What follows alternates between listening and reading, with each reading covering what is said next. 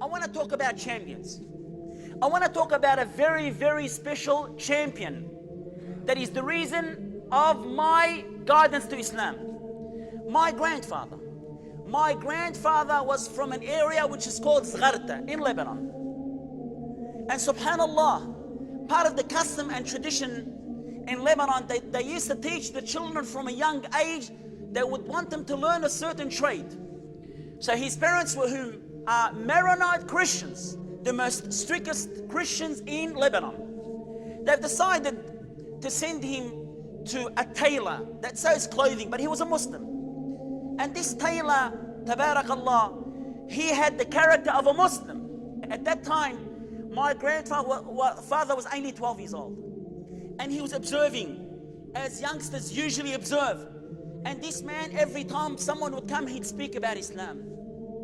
So at an age of 13, my grandfather, who was 13 years old, he came to his employer. He said, I want to embrace Islam. Even though he used to chant inside the church, he had a beautiful voice, my grandfather at that age. He used to have a good relationship with the priests. But when he saw this beautiful character and what he heard, he was overwhelmed. And he said to his employer, I want to embrace Islam. His employer had said, I recommend that you don't go and tell your parents. He went and told his parents. 13 years old. They said, he's young. He's reckless. He will grow out of this. So they let him go. After, when he reached the age of 15 years old, they brought him to the house. And mind you, they were very rich. They said to him, you have two choices. Leave Islam or leave the house. Nothing else. 15 years old, my dear respected champions, what are you sacrificing? A 15-year-old will turn around and say to his parents, I want Allah.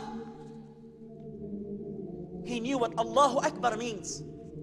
He understood this, my dear respected brothers and sisters. He turned around and they threw him outside his house with only his clothing. He went to Brazil. Stayed there for 10 years. Came back to Lebanon. He went into a partnership with a Muslim. And this Muslim ripped him off. أفحسب الناس أن يتركوا أن يقولوا آمنا وهم لا يفتنون. Do people think that they'll be created and they will not be tested?